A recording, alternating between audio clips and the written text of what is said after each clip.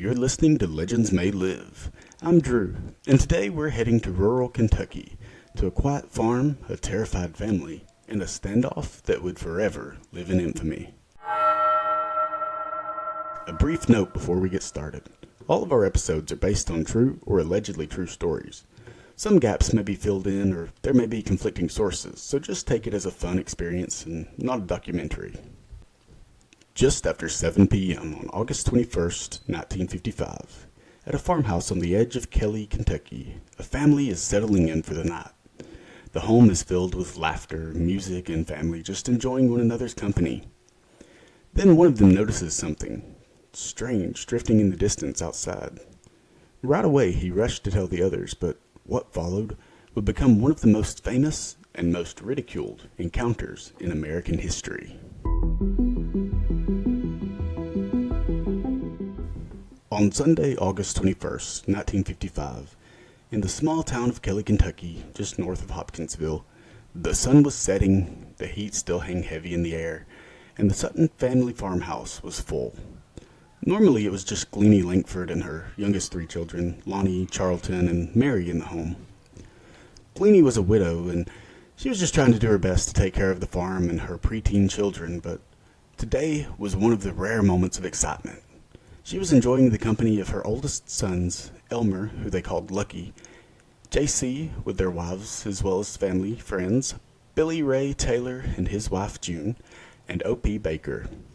It had been a long and fun day of catching up, swapping stories, and just having fun. It felt like for the first time in a long time, the moment the stresses of life just melted away. As daylight began to fade, the family made their way back inside to wind down, relax, and prepare dinner. And for a while it was just the soft hum of the radio, a few of the kids playing cards, and just laughter filling the air. It's what seemed like the perfect night in rural America.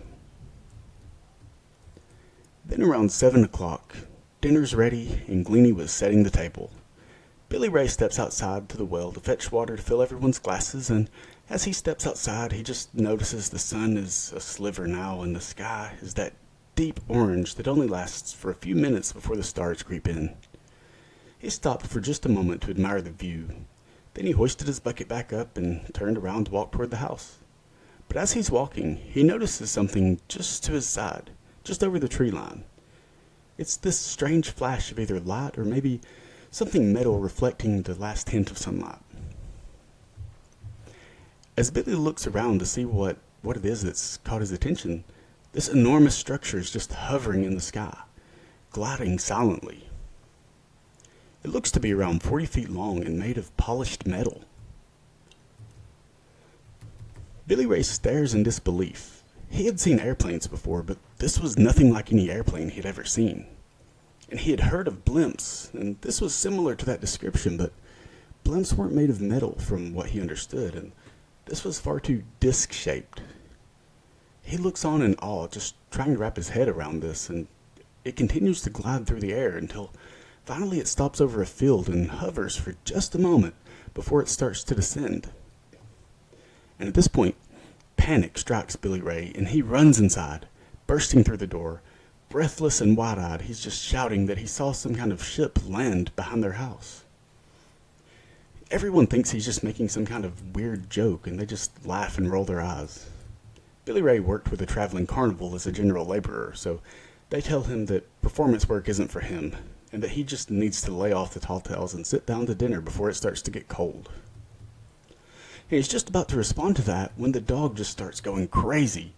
It's frantic, scratching at the door, growling, barking. I mean, something really had this dog worked up, and nothing anyone could do could calm it down. So they took the dog to the other room and just sat down to try to enjoy their meal. And everyone was a bit weary now, but they still tried to laugh and joke around. But as the barking continues, everyone is just kind of quiet, and they're looking at each other like, is there really something out there? But no one really wants to go outside and look, because if they do, then it becomes real, and they're buying into this whole ship landing thing.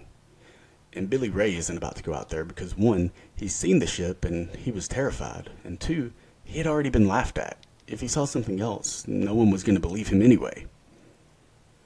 And then eventually, about an hour or so later, they had kind of tuned out the dog and things were starting to get back to normal. Everyone was just having a good time again and starting to put away the dishes. But then there's this sort of thud and what sounds like footsteps running out back.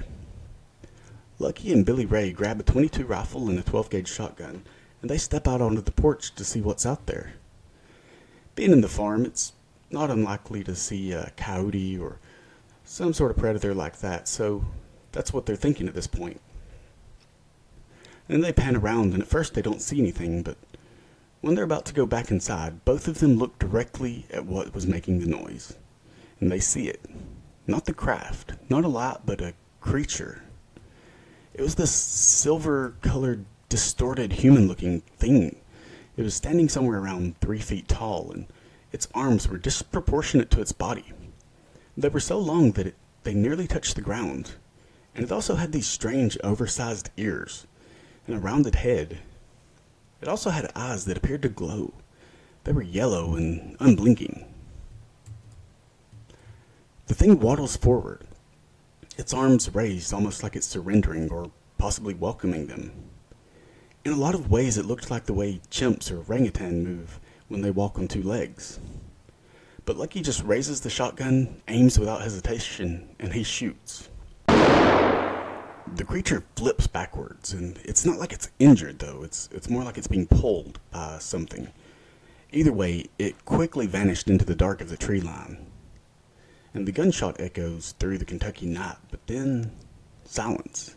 No screams or wails, and it really didn't seem like there was much of any kind of movement.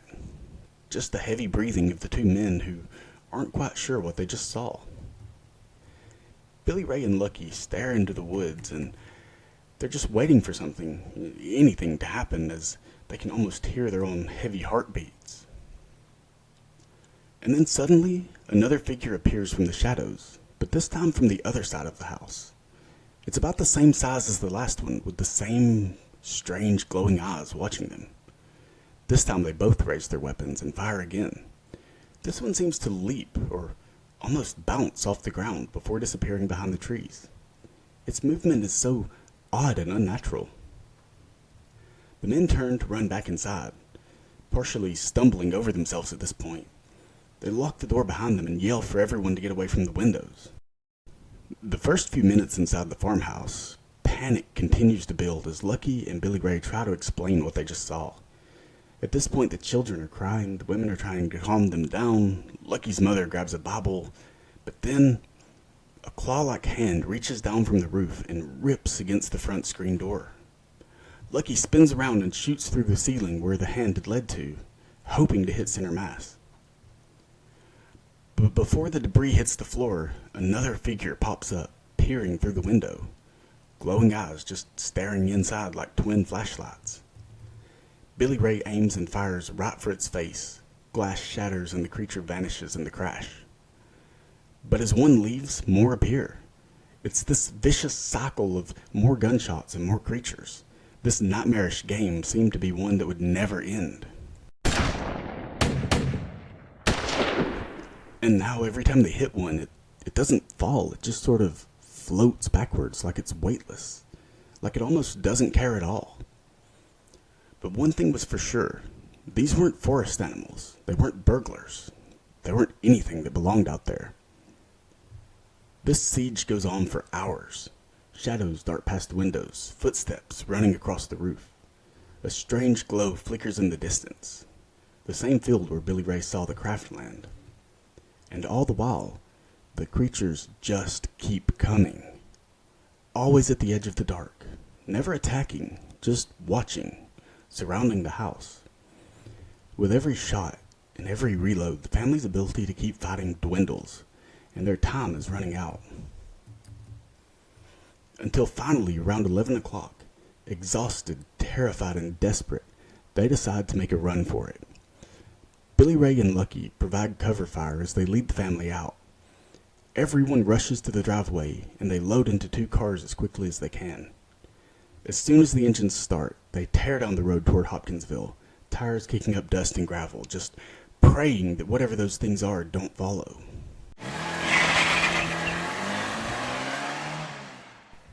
When they reach the police station, they're hysterical. All 11 of them, young and old, telling the same story with trembling voices and white knuckles. And to their surprise, the police take it seriously. They send officers, state troopers, even military police from Fort Campbell, a total of 20 armed responders. By the time police arrive at the Sutton farmhouse, it's just after midnight. Flashlights sweep across the yard. Officers search the roof, they check windows, walk the tree line. There's no signs of the strange creatures, but it is clear that something had happened. Shell casings are everywhere. There's the torn screen door just as described. Windows are shattered from the inside out. And inside, the family is pale and visibly shaken. Their story doesn't change, not once. And here's the thing, none of them were drinking. They didn't want attention. They didn't even call the newspapers. One of the officers later described the family as not the kind of people who would stage something like this. Still, the town isn't sure what to believe. Reporters catch wind of the story and the headlines do the rest. Invasion by little green men, Kentucky family terrorized by space creatures. Never mind that the Suttons never said that they were green. They said silver or shiny. But the phrase little green men sticks, and the ridicule follows. In the coming weeks and months, people showed up in cars, some bringing cameras, others bringing guns. The family starts charging 50 cents a head for people to walk around the property in hopes of deterring visitors. But it's no use. It just creates more harassment. Now they're called liars, con artists, delusional. Until one by one, the family move away. But the Air Force, they take it seriously. Under Project Blue Book, the Kelly-Hopkins case is classified as unidentified. It becomes one of the most cited close encounter incidents in history. Multiple witnesses with no drugs or alcohol involved. Just raw, consistent testimony, and a family with nothing to gain. And that strange detail, the way the creatures seemed immune to bullets, it starts showing up in other reports from other places across many years. So what did the family see? Was it all just a product of hallucination, mass panic, or maybe a misidentified owl or monkey mixed with a long hot day and exhaustion? That's what skeptics say, at least. But why or how would 11 people with such detailed reporting see the same thing and risk their credibility, their livelihoods, for a story that only brought them pain? Maybe what happened on that Kentucky farm wasn't just about what came down from the sky.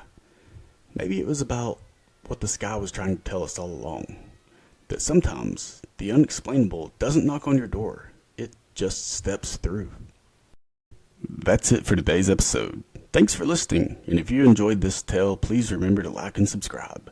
Until next time, keep a lookout and keep an eye on the sky, because legends may live.